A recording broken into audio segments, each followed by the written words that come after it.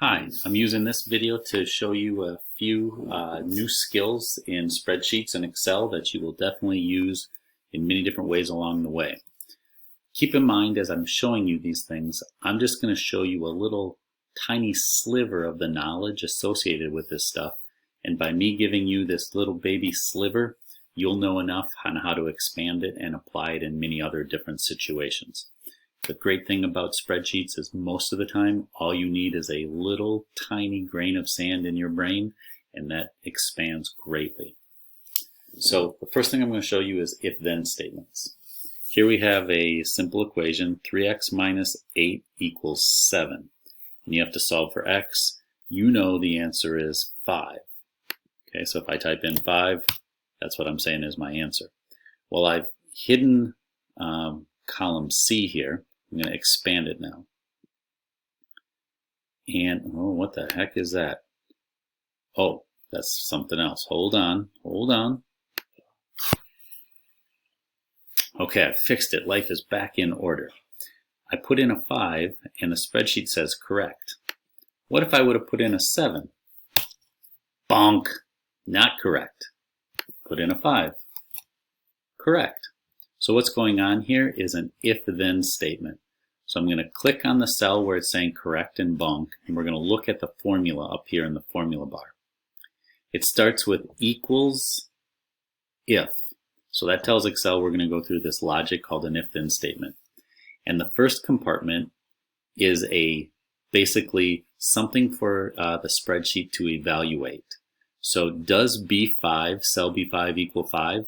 And in this case, yes. So the spreadsheet would say that's a true statement.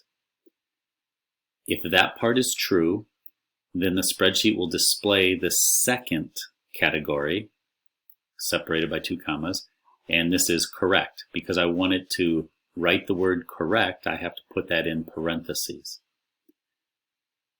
If this B5 equals 5 turned out to not be true, if this were false, and I'll show you that here in a second, then it writes bonk. It skips the middle part and it goes to the end part and writes bonk. So when I plug in an 8 there, that's definitely not correct.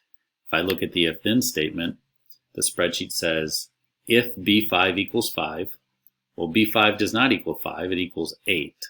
So because it equals 8, the spreadsheet goes to this last part and displays that.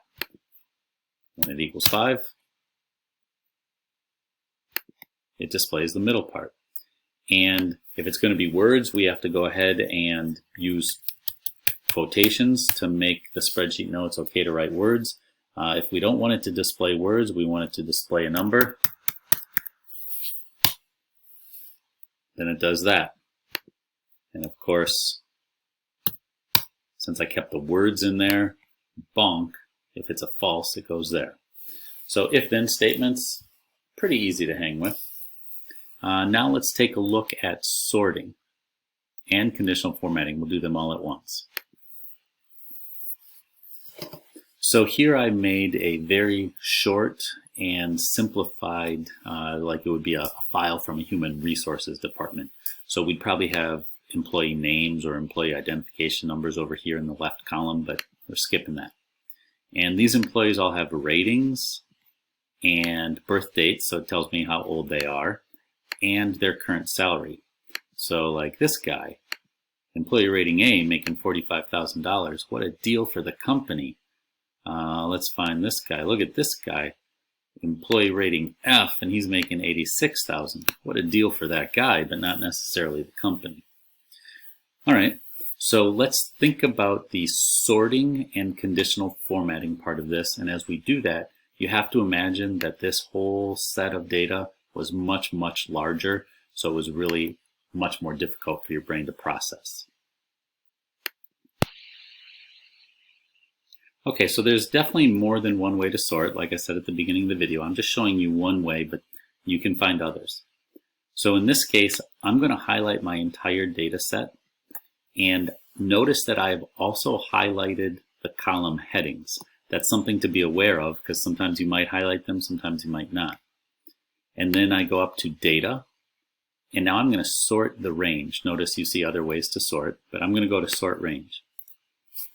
And since I included the words, the column headings, I need to click this, data has header row.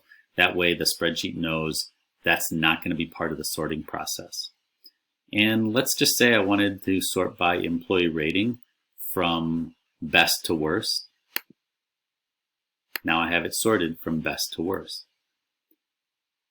Well, what if I wanted to be a little bit more complicated than that though? And I'll show you what I mean by that. I highlight the entire thing, data, sort range, data has header row, and this is employee rating from greatest to least. But what if I wanted to add an additional sort on there, and I wanted to sort, in addition to your employee rating, your age as a secondary sort? No, let's do salary. I'm going to go to salary instead. So I want to list from the highest salary to the lowest salary as a secondary sort. I'm still going by employee rating. So salary being my secondary sort, I'll show you what that does. So this whole data set still sorts employees from A-rated to F-rated, but there's a lot of ties. The secondary sort said this: for my A-rated employees, let's sort them from highest salary to lowest salary. Actually, it's a little further than that, down here. And likewise, for my F-rated employees, rank them from highest salary to lowest salary. So there's a secondary sort within your first sort, and it's just a way for you to rearrange data so that it's easy for your brain to come to conclusions or think through and look for trends. So keep that sorting tool in your hip pocket. And now we're going to talk about conditional formatting. Okay, for the conditional formatting, I've taken the time to go ahead and put the data set back to how it originally was without organization. This is just another way for your eyeballs to focus in on some things, especially when your data set is too big for your brain to comprehend it very easily. And I'm going to highlight the entire data set again, but you don't have to do that. You could highlight individual columns or individual rows. And now I'm going to go up to Format, and there's conditional formatting down here. Some of you, I'm sure, have stumbled upon this already. And it says apply to what range? B2, right there, all the way down to D18. So this is going to indicate the part that I've swiped over. I can change that if I feel like it. And now under Format Rules, there's a bunch of stuff to look for. So let's do this one. Let's say this data set's so big and I want the A-rated employees to stand out. So I might choose this one, text is exactly. And text is exactly what? Well, I have to type in exactly what I want it to look for, which is A's. And right now, it is choosing, the default is that it's going to highlight them a certain way. But let's say I'd rather not have them highlighted. I want them to stand out in red. I took away the highlighting option, and I can go over here and choose the text color red. Heck, I can even bold them. And I can even underline them if we feel like it. But point is, now, in a big old data set that hasn't been organized in any way, the people with an A rating, their row stands out. I can do a similar thing. I can add a second conditional formatting, add another rule. And now, what did it do here? I don't want that. I want no fill color. But maybe I want to say is greater than. And I'm looking for a salary that's greater than 100,000. Let's say 90,000. And now I hit done. Oh wait, I need to do something with these. Let's highlight these guys in yellow. And I click done. So now I can see where high salaries are identified.